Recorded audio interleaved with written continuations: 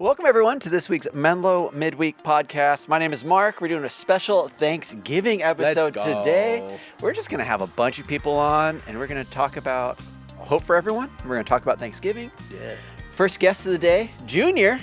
The Turkey Master. Turkey. The name I go around these. Dude, that's what you changed your email footer to this morning. Yeah. Your signature. The Turkey Master. Yeah. It's the Turkey Master at Menlo.church. No, okay, Turkey Master, what are you doing for Thanksgiving? I'm going to make turkey. A turkey? Two. I'm making two turkeys. Yeah. My family, we're huge turkey fans. I was at Saratoga this past weekend, Josh, while he was hosting, was talking about how more and more people are not doing turkey. Which, that just means you're not doing it the right way. Wow. I heard a great take that said brisket should be the official food of Thanksgiving. Changed my mind. You eating my brisket. Yeah. That's fantastic. I know I come on this podcast and talk a lot about grilling. That's all that you talk about. Only thing I ever talk about, but I ask Abigail, my wife, she is fed up with me and my turkey videos right now. Because I just try to learn, be the best man I can be. Yeah. Grill. I do love grilling. I'm making double turkey this year. Yeah. I'm doing a shootout with my Traeger and my green egg. Nice. I just talk a real big game. Just buy all the nice things that make me think I can do what I can do, but not really. But yeah. Maybe Mark will try something. I will try something this year. It'll be great. You're actually going to borrow something of mine so you can brine one of the turkeys as well? You have a great bucket my wife won't let me buy, so I'm going to borrow yours. Mm-hmm. You're more of an outdoorsy kind of guy. I want my bucket to brine turkey for one day out of the year. So she says I can borrow Mark's. So all right, cool. Nice. Well, Junior, we had a fun weekend where we closed out Hope for Everyone. Yeah. You and your campus recently got some upgrades because of Hope for Everyone. Yeah. So for those that might not know about that, what happened and how's it going? Yeah, we've been dreaming a lot about what we can do with our campus, and obviously we're looking for a new spot, but in the meantime, we wanted to do some upgrades to kind of enhance the Sunday experience. So we got 3 new LED screens installed. Yeah. Last year we did a full sound reinstall, but this year we added the LED screens. Yeah, and it's just brought in the room to life. Awesome. It just, one of the hard things about being a multi-site is when you're at the other campuses, you feel a disconnect, right? Because the sermons and video. This is not going to eliminate that gap, but it definitely shortens it. And so we had to install. Our friends from Diversify come out, and then our production lead, Ben, has been fantastic. And Ben's just training volunteers, and it's been awesome. Wow. I would imagine, too, because San Mateo's room is windowless. Yes. It's like a black box. We're the only one, yeah. You're the only one. Having LED screens and sound in there just transforms the experience of everything. It was interesting because we were doing Christmas decorations this past week for Advent season. And I was like, I don't have to do that much. All I got to do is click this Christmas background, and I've done all my decorations.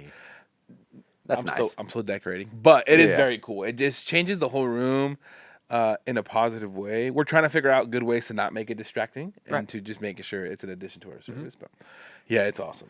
Have you seen it in person yet or no? I haven't seen San Mateo's in person. I've seen Mountain Views. I've seen Saratoga's, of course. Yes. But I'll make it up to San Mateo at some point. Come on, dude. Just come on to San Mateo. You guys all come to San Mateo. Oh, yeah.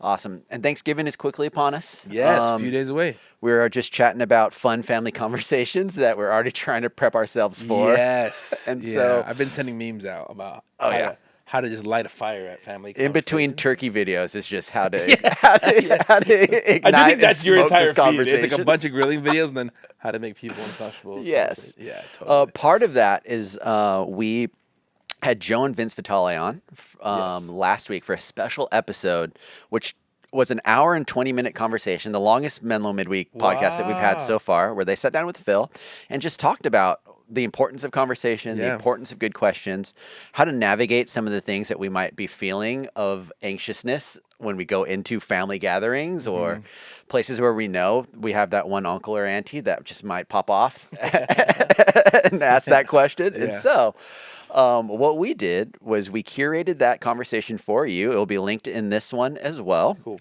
And they brought 20 questions that were great questions for us to ask around the table to generate really good conversation. So what we're going to do is we're going to ask some of these questions. So Junior has this list of 20 questions. Hit me with one, brother. Hit you with one. Yeah. What is your best childhood memory? My best childhood memory. I don't know if this is my best, but the first one that comes to mind, it's a pretty great memory. Every year, we'd go and we'd visit my mom's side of the family up in Oregon.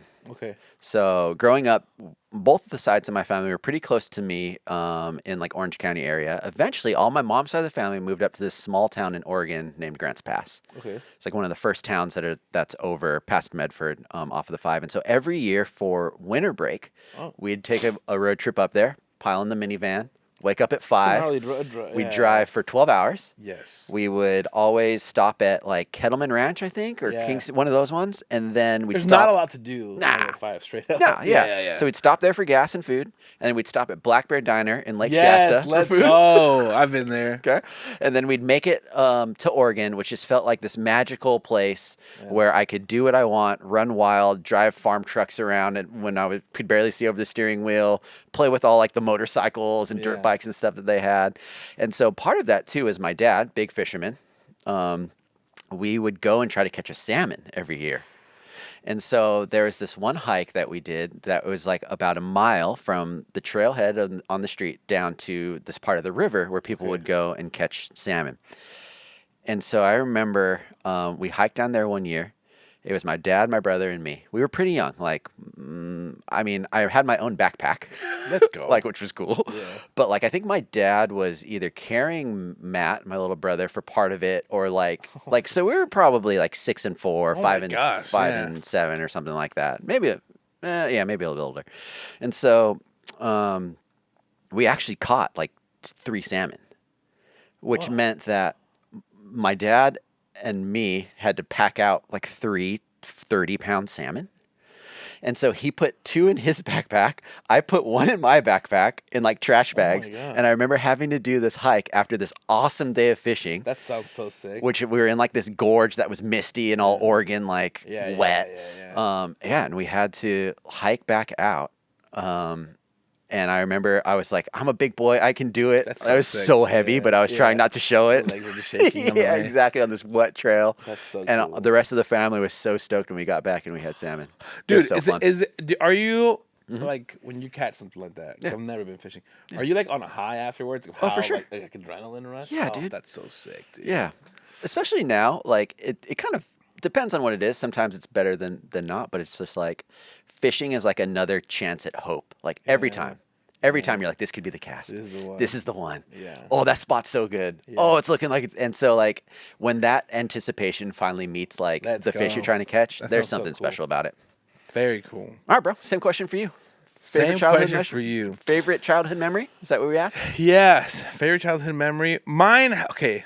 I feel bad sometimes sharing it because it was around a not great time. Okay. But it was a great time for me and my family. It was around 9/11. Which my sister's birthday is September 15th. Okay. We had this massive trip planned to Disneyland. Yeah. For her birthday. Okay. And then 9/11 happened, and so we were going to cancel the trip until my dad called Disneyland, and they were like, well, we're actually going to reopen for the 13th, 14th, 15th, if you guys still want to come. We don't expect a lot of people to come, but you guys are welcome to come. And my dad was just like, you know what, we should still go. We already prepaid for hotels and everything. So we went. And the park was empty. Whoa. Rightfully so. I think they said there was 180 people for both parks. So you didn't see another person. So I would like ride Indiana Jones for like 7 straight times. Let's go. Obviously, you need to. Yeah. And it was just awesome because it was just me and my sisters and my parents, and we had so much fun. And, then we prayed for our nation as a whole park. We all held hands. Actually? They like on the big speaker from the gate. Can everyone meet at the quad or the food court? And we all walked over there, and we all held hands, and they broadcast the president's prayer over the thing. Which is really cool. That is really cool. And then you go back, and then it was like very small, so all the workers were like, "You want like a free hot dog or something?" Because they were just like, "We're at this point." Yeah, the food's just gonna go bad if. And it was awesome. Yeah, it was so much fun. Yeah, you were like, "That's wild." Yeah, it was crazy. It was 2 days. We did that in California Adventure, and I was like, "This is like the sickest time ever." It was.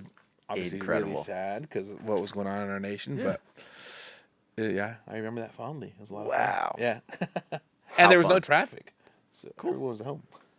So that sounds like a great trip, but not great circumstances. Not great circumstances, but it was a great time. Yeah. Very memorable. Junior, thanks so much. We're gonna bring on our next guest. You can also pick a question too for our next guest. So, what question are we asking? Well, this is great. Who has had the most significant influence on your life? How so? That's a great question. Tougher question than I got. All right, Sure. let's bring our next guest. Thanks, Junior. Yep. Thank you, guys. All right, we have our next guest on. Jevon Washington is here. What up? Back on the podcast. Always great to see you, man. Thanks, man. Good to see you. Yeah. So before we jump into our question that Junior asked, we landed this last weekend talking about our second week of Hope for Everyone. This is to catch everyone up in case you missed it. This is the kind of recap after the first year that we launched this program or this campaign, where we checked in to see some of the impact that we've already made over the 3-year plan, where we're trying to gather $80 million to help reach 3% of the Bay Area. Yeah. Wild. Yeah. And so we did a little bit of a check-in and a little bit of a look ahead. Yeah. So Jevon, what are your thoughts around Hope for Everyone so far? Yeah, man, I think it's been great. I think some of the most exciting things that I've been able to see is is the church planting. Yeah. For those of you who don't know, I'm a former church planter, and our church closed about 3 years into the church plant. Some of the biggest things that were difficult, not only was there it was during COVID, so that was a whole thing. Yeah. But also at the same time, finances were it was very difficult financially. And so to try to raise money, I was working a full-time job. Wow. I was, dad of 2 kids, a new baby. I'm raising money. I'm working full-time. And so had a church been like, hey, I believe that hope is for my city in this type of way, like we are talking about for Hope for Everyone, and things about being for the Bay, I think that could have significantly changed what we would been able to do. Obviously, that wasn't in God's providence, but it's just a beautiful thing, where you get to see churches and church plants and established churches get help financially to be able to do the things that God has called them to do in their neighborhood. Yeah, man.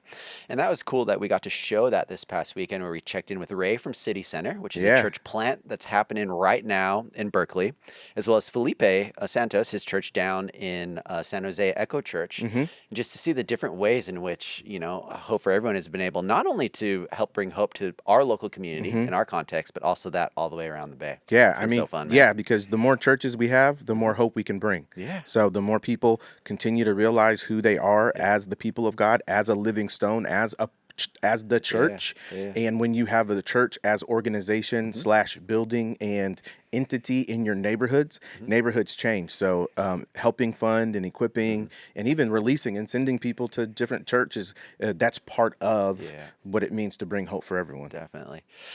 And one of the things I'm most excited for, which is directly you. I mean, you've helped thanks, whether man. or not directly responsible or tertiarily responsible for pretty much all of what's happening.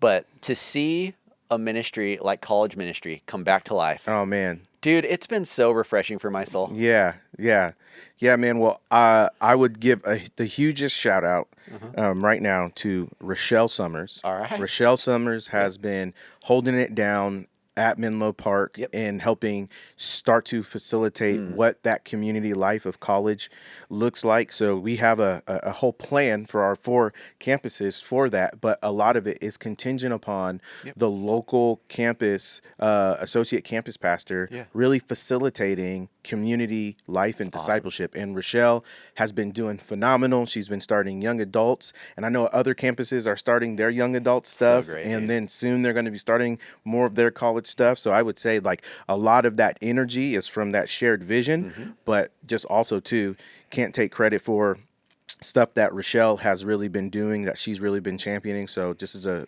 huge public shout out to her, and then what that means and what that looks like for the regional aspect of how we're going to be doing college ministry. So we're really excited about it, and can't wait to launch. It's awesome, bro. So much exciting things that are coming. Yeah. That being one of them. And so this podcast too is airing right before Thanksgiving. Yes, let's eat. Yep. Junior's already talking about the turkeys that he's making. I know that you're a good. He's making turkeys. He's making turkeys, dude. Turkeys, plural. Yeah, plural. Oh man, know. Book of Genesis on them. You might have to invite yourself over to the Cordones. Man, I might have to. Is he gonna smoke or fry any of them? He's gonna smoke one and grill the other. Oh, He's doing a little grill the turkey? I don't know. Big green egg kind of a thing. Oh, okay. I was Yeah, like, and I the didn't know you smoker could as well? grill a turkey. I don't know. I was like, I'm not sure. I don't know. Yep. We'll have to ask him.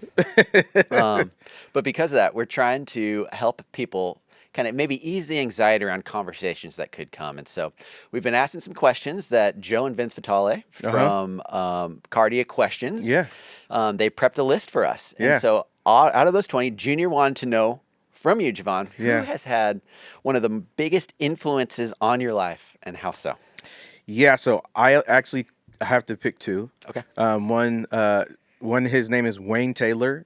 He is was previously a Calvary Chapel pastor in Washington and Seattle. He really took me under his wing and discipled me and like brought me into like the church aspect where he really poured into me, gave me teaching and preaching opportunities. That's cool. Like with Bible study classes. I went to Bible college, and when I was broke and still didn't know what I was doing in life, he would give me gas money when I needed gas money. He would take me to Huge. Subway. Yeah. He would go to movies with me. He would play basketball, even though he's a crazy trash talker. Pop, I can still call him Papa to this day. Pops, man, you're a wild trash talker on the court, man. And so here is this older 60-year-old white man discipling this young 20-something black dude who's a rapper and lets me rap and stuff at their church where it was crazy. Awesome. And we saw a lot of God's growth and movement. And so Wayne Taylor, my spiritual father, love you. And he's that one. Then the other one is my other Papa, is Papa T. His name is Ted Schlatter. He has been one of those dudes who's been one of my mentor. He's taught me so much about life, so much about business, so much about family, so much about, how you operate yourself with character, with high integrity. How do you not let fear become your author, but you let fear be some guide rails. Wow. He has been like one of the greatest influences in my life.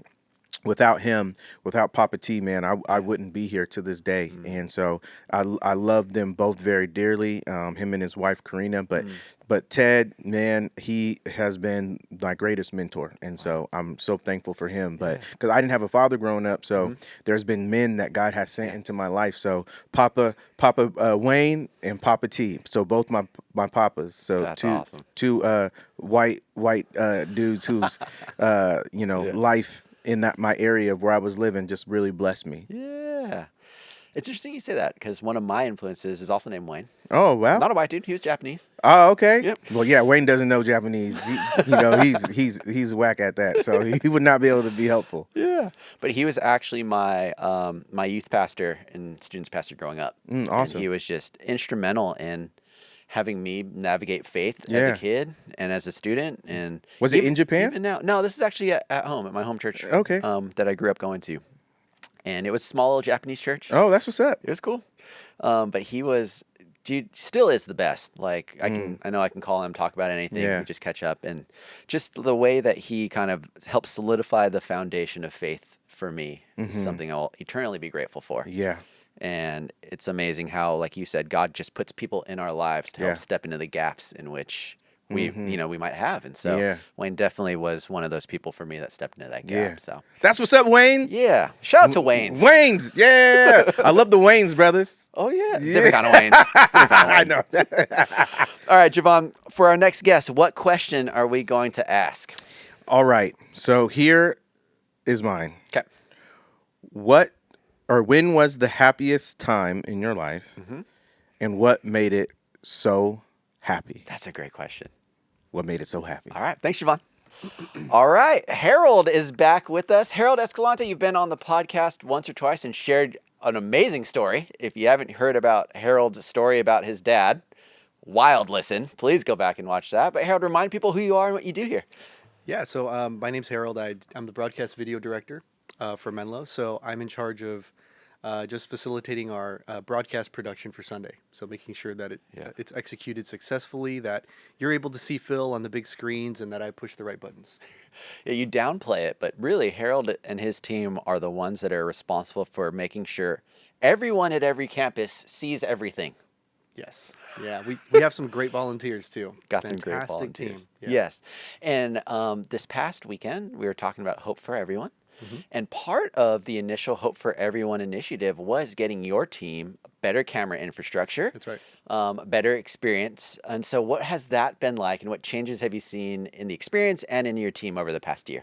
Yeah, so our setup kind of looked like a Frankenstein setup to start with, our legacy setup. Yep. We had a variety of cameras, Yeah. variety of brands. Yes. And for those camera people out there, who might understand a little bit more about what that looks like, it's different colors, Yep. different quality. Yeah, like You can some of the definitely cameras tell. are black and some were gray and some were Yeah, silver. No, I'm just kidding.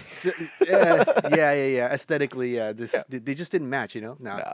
But really, the color was just off on the Okay. cameras. It made it really difficult to work with. We had some C70s, which are not broadcast cameras, with like cables hanging out, and it's not very volunteer friendly, Yeah. to be dealing with some technical issues mid-service and then explaining to a volunteer who doesn't know about camera stuff how to fix it. Yeah. So this upgrade really helped us across the board. Yeah. It's volunteer friendly. The cameras are really easy to set up, really easy to use. They don't break mid-service. They are very high quality. The color is phenomenal, and they all match. Beautiful. So, yeah, all around a huge win for us. Yeah.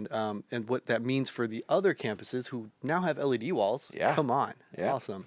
Is that they can receive the best quality picture that we could possibly send them. Awesome. Yep. And it's been so fun from my standpoint on Sundays, seeing how your team has kind of come to life and got so energized by having these fun new toys to play with. Yes, it's been a lot of fun. We have a lot of new volunteers, a new director downstairs, Yep. who she just started like a month ago. She's been fantastic, and so it's been a lot of fun. Yeah, shout out Maya. Shout out Great. Maya. Awesome. Well, Harold, Jevon was on last, and he wanted to ask you this question. Okay, When was the happiest time in your life, and what made it so happy? nice. There's two. There's Okay. two things that come to my mind immediately. One is I immediately see myself walking down the aisle, and I see Sharon at the end of the aisle. Okay. It's when I got married. That's the Wow. immediate picture. And we actually got married by Crystal Springs on a mountain. Oh, yeah. So I just have this Beautiful. visual of Sharon with a mountain in the back Oh. and a sunset right behind her. That's the visual I see. It's just Wow, a beautiful picture. So that was number one, happiest Yeah. moment of my life. Yeah. And then second, don't tell Oliver, when Ezra was born. Okay. But when you have your first kid, you Yeah. understand, like your first child, like you're holding a baby, Yeah. and it's your baby, and that moment was absolutely unforgettable for me. Oh, So those two things simultaneously, if you can picture like two shots next to each other, spliced together, yeah. those are the two moments that I was happiest. Harold, those are great answers. If you're a husband or a father listening to this, and someone asks you those questions, those should be the responses. Like, like just prepping for you. If you say the fish that I caught last week, like that's not the answer. Not the answer. Nope. No. Nope. Sure, be watching this. Learn that episode. lesson once or twice, especially about fishing. But yeah, Harold, thank you. That was that was really sweet, really special. Absolutely. And so, as we're looking towards Thanksgiving, helping people prep with some great questions, what question would you like to ask our next guest? Oh, interesting. Yeah. I can pick one right now. You can pick one right now. So this is the list that Cardia Questions, Joe and Vince Vitale from the How to Have Good Conversations podcast we put out as a resource last week. A great conversation. They curated about 20 different questions for us. And so this list will be available in the description, but we're just queuing people up, just giving people some ammo for some conversation starters over the Thanksgiving and holidays coming. So, Oh, that's great. Harold, what is your question? I don't see any political questions on Oh, here. that's crazy. Let's do who in your family Yeah. are you most alike, and who are you most different from, and in what ways? That's a great question. Awesome. Harold, thanks so much. Yep, See absolutely. ya. Thanks, man. All right, Allison Lee, Hey, everybody. you're on the podcast again. Here we are. Thank you. We just hopped out of a meeting. We're planning all things Christmas. Yep. Love Christmas. And Allison made the mistake of telling me that she had a free 10 minutes. Yep. So Here now we are. we're here. This question is great for you. And this is kind of why I Yes. asked you, because you have a giant family. Yes, I do. And so explain to people about your family Lord. and then who are you most similar to and who are Yes. you most not similar to. Okay. I am one of 5. So my parents live here in the Bay Area, and I'm the second born of 5 siblings. Yeah. And then the oldest 3 of us are married, and my sister has 3 kids, and I have a kid. So we've got a bunch, and most of us are actually living here in the Bay Area. So that's fun. Yeah, all of us almost except for one. Yeah. Fun fact, met your brother before I met you. Yes, Nathan. Because we played on a basketball team together. Yeah, he's a cool cat. He's a great guy. He's very sweet. You were very sweet too, Thank you. but he's very sweet as well. Maybe it's just everyone in your family is sweet. Your mom's sweet. You're too kind. Yeah, I don't know about your dad so much. I don't know him well enough to know if he's sweet There's or some not, great but your people. mom's very sweet. Yeah. So, who are you most similar to in this family of 5 and your parents? This is so interesting. This is such a hard question because I feel like when you're part of a big family, you take pieces from people, and each of your personalities are actually like a piece of each other. I think in my family, I'm most like, maybe I aspire to be most like my dad. Okay. He's introverted. I'm also introverted. Sometimes I'm like extroverted, introverted. I would say he's the same way. Yeah. He's very thoughtful and he's a discerner as well. Yeah. So I get my discernment is a thing, a superpower of mine that I've taken personality tests about, and I get that from him. And he is a writer and he's a pastor, and so he majored in English, and I chose to major in English nerd. And I know I'm a huge nerd in college, and so I feel like I'm similar to my dad in that way. I also have a lot of my mom in me. I have her fire and passion for things and her Christmas decorating skills, which are awesome. By the way. So I feel like I'm actually a really good combo of my parents, but probably more similar to my dad. Interesting. Yeah. Who in your family are you least similar to? I'll pick Nathan. Actually, that's your brother that I know. Are similar in a lot of ways, but that's you're the brother you know. Nathan is very smart. He's very good with numbers. Okay. I am not either of those things. Yeah. He's very organized. He's very cleanly. I am not very organized or very cleanly, like in my house. And he's huge into sports, and I'm huge into art. Like we're pretty different in that way. But we're similar in some other ways, but if I had to pick one. Okay. Yeah. I think the answer for me would be I'm most similar to and not similar to my mom. Yeah. If that makes sense. I feel like I would have there's parts of my mom where I'm just I'm her. Yep. And there's other parts where we're so similar that we just butt heads and therefore we're different. That's funny. I love it. Yeah. Allison, thank you. Yeah. You're doing a great job at Menlo Park. Thank you. All of the decorations, awesome. Beautiful I love music. Christmas. It's all the of best that time stuff. of the year. It's so fun. So, for our next guest, Yes. what question are we passing on from our list of 20 questions? I like questions about people. I like who has had the most significant influence on your life. That question has already been asked. Dang it! All right. Back to Okay, the drawing which board. one? That's a great question, though. It is a great one. What is the most frustrating thing about religion to you? Yo. Has anybody asked that? No. Okay, that's a hot take question. That is. I'm curious. All right. Who gets that. Let's bring on our next guest. All right. Thank you. Carly, Mark, welcome to the podcast for your Thank first you. time. it's taken 7 months. I know. I've been trying to bring you on for something special, which, by the way, this isn't it, but I do have something okay. planned I because love it. your story's awesome. So for those that don't know you, which will be a lot of people Sure. because Yeah. so much of your work is behind the scenes, what do you do and how'd you get here? Yeah, great question. I work as a creative director, so I Awesome. get to work with you every day.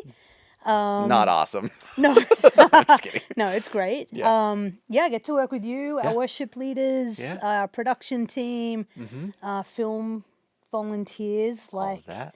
Yeah, I get the fun job. I feel like You do have a I pretty get to fun do job. the fun things like videos and swag and Yeah. series designs and all of that good stuff.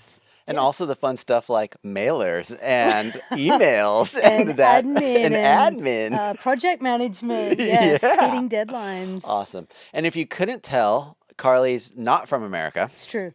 So, Carly, where'd you from? Yeah. How'd you get here? What was Yeah, that like? I'm from Australia. Yeah. Grew up in a city called Newcastle, Okay. which no one knows where that is. So I just say I'm from Sydney. Okay. yeah. I grew up in church. Yeah. Was doing some ministry stuff in Australia, and then moved out here in 2016 to help start a church, to plant a church. And so I was doing worship ministry at the time. Yeah. Yeah, been here for nearly almost. 10 years. That's crazy. Yeah. And then last year felt that pull from God of a new season, and Yeah. God opened the doors to Menlo, which was a massive surprise. Okay. Because I was like, Menlo Park, like I thought he was going to take me somewhere else. Yeah. and it has been the greatest gift of my life Aw. to get to be here in this Yeah. season. So Yeah, you're a great gift to us as well. thank you. Yeah, there have been a lot of people here that have had similar roles to you. And it has just been so refreshing, just your spirit and your heart and the way that you do things and how you're able to do so many pieces of what used to be one person's job, now all condensed into one job. We have a great team. And it's really inspiring. So, Carly, it's been thanks, so Mark. much fun having you here. And 10 years is crazy. Is Thanksgiving a thing in Australia? Like, do you guys have a version of Totally that? not. No. Do you have anything like that at all? Not really? Not really. Oh, interesting. I mean, maybe Okay. some people, if they have like, ties to America, they Yeah. might do something, but I didn't celebrate Thanksgiving until I came here to Okay. America. So I'm still getting used to it. I know I like the sweet potato dish with the marshmallows. Yeah. Not a big turkey fan. Nah, I don't know if anyone actually is. I was going to say, But- seems like a lot of effort, but Yeah, it's a lot of effort, and if it's just can so easily go off the rails and be dry and nasty. exactly. Exactly. But I do love Thanksgiving, so I've learned to love it for sure. Yeah, Thanksgiving's Yeah. great. Well, Allison asked you one of the harder, deeper questions on our list. Thanks, Allison. So this list came, if you're just joining us again, it's from Cardiac Questions, Joe and Vince Vitale. They curated a list of great questions to ask people. And so as a replacement for how are you or how is your weekend, or as we're heading into some Thanksgiving conversations this week, Yes. these are hopefully ammo for you to help have better conversations with those around you. So our question to you, Carly, is what is the most frustrating thing to you about religion? Love that. Such a loaded question. I know, right? I think for me as a Christian, religion is so frustrating because it sounds so right, Yeah. but it misses so much of what makes Christianity amazing. So for me, religion often focuses on the thing, the task, the doing something, Yeah. versus missing the heart of God of like, Yeah. he's actually really relational and it's not all rules and regulations. And so I think that's why I get frustrated with that sense of Definitely. religion, because it feels like it locks you in and it's a standard you can't meet, versus Jesus is like the most life-giving. You find joy, you find it's like a got to versus a get to. Got it. So that for me is what I find frustrating. Yeah. Yeah. That is pretty frustrating. Especially as a creative, right? Because you don't want to be having rules. You want to be able to create and try stuff and Yeah. experiment and Yeah. and live big. Interesting. Yeah, there is constraints that come with religion as well. Yeah. And for people that are wired to kind of explore the edges of those constraints, that can be very frustrating. Yes. Yes. Great. Well, hopefully that one doesn't spark too many wild conversations around the Thanksgiving Yeah, table, we'll but see. you navigated that great. Take Thanks. some notes, everybody. Okay, Carly, what is our next question for Our next the next question guest? is, here we go. Yep. What would you change about yourself if you could change one thing? Wow, what a question. I'm sorry in advance to whoever that goes to. All right, let's bring on our next guest. Thanks. Brett, thank you for being on. Thanks, Mark. Yeah. Introduce yourself. You haven't been on in a while. People haven't might have been. forgotten Thanks who you for are. inviting me. You're welcome. man. My name is Brett. I'm the Next Gen Director at Menlo, and I also currently am the Interim Associate Family Pastor at our Mountain View campus. Awesome, dude. Doing a lot of work.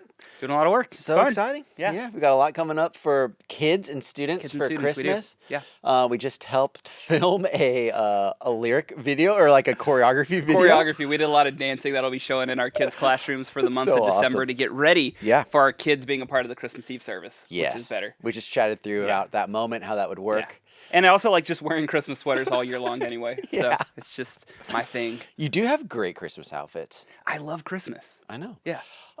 Everyone is dying to know. Yes. What is it? Are you going to be rating Christmas movies again this year? Yeah, I just started actually 2 days ago or 3 days ago. Awesome. Hallmark movies started in October, but we had a kid. Yes. And that changes things. But thankfully, Hallmark cut the number of movies that they're doing in half. Oh. So I don't feel that much pressure right now. I watched my second one last night, and it was so bad. Was it? Yes. What was Some the of them ra- are great. what was This one the- was terrible. What was the rating? 1.5. I gave it 1.5 because there's hope. always. Okay. There's So, hope for the there's sequel. hope for this one.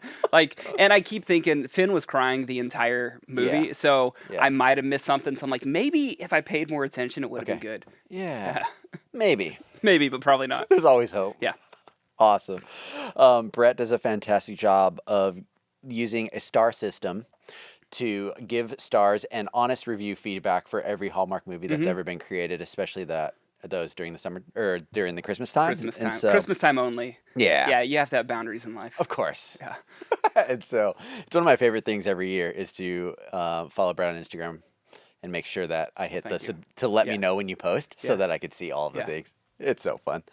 Well, Brett, you have a fun question asked by Carly, which is if you could change something about yourself, what would you change?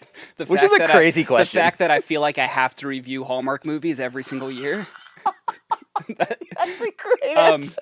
No, if I give a serious one. Okay. Well, and Taylor's like, because I have like Yeah. a completionist problem where I can't give up on a show halfway through. Like if I'm, I have to watch the end. And so I have committed to shows for way too long. Okay. Because I'm just like, I can't give up on these people. Yeah. But that's not my problem, which it is. I would say I overthink everything. And it oftentimes keeps me from making decisions because I don't want to make a bad decision. And I'm always thinking about the what ifs for every little thing. And so Yes. something that could just be a simple decision, I will sit on it forever. Oh, interesting. When did you realize that about yourself? Because that's like a pretty crucial thing that you know about yourself that probably at times could help or at times could frustrate, depending Yeah. on where you're at in that Yeah. process. But I'd imagine before you knew that about yourself, it would be very frustrating. Yeah, I don't know when I feel like I've been like that my whole life. Yeah? It's just how you're wired. Yeah, it's just how I'm wired, and I've learned to work through it. Some things it's getting easier for me to not overthink things. Yeah. But big decisions or medium big decisions, it'll take a while. For sure. Yeah. Missy is a very externally processy person, and I'm a I'm very not. internally Yeah. processy person. And I'm kind of the same way as you, where I think through a lot of the outcomes of decisions before they happen, and sometimes that just leaves me with paralysis around making a very simple decision. Oh yes. And so, yes, at times I think it's good because I can kind of discern what might be a good choice or not. And at other times it's just like, well, I spent way too much time thinking about this thing that doesn't matter now. Yeah. Yes. Yeah. Well, Brett, thank you. Of course. You're going to be our last guest for the day. It's a pleasure being here as the last guest. Yeah. Yeah. So what I'd love for you to do is to look at this list, and we're going to ask a question for our audience to answer. And they could either text us at 650-600-0402 or carry this into some of the parties that they have going on, things in conversations with coworkers or stuff when they return from Thanksgiving. And this could be just a great way to help start some really good conversations. So, Brett, what is our question? I love the last question on this list, which is, if you could have the answer to one question, what would it be? I love that. Have a great week, everybody. Happy Thanksgiving. See ya. Yeah.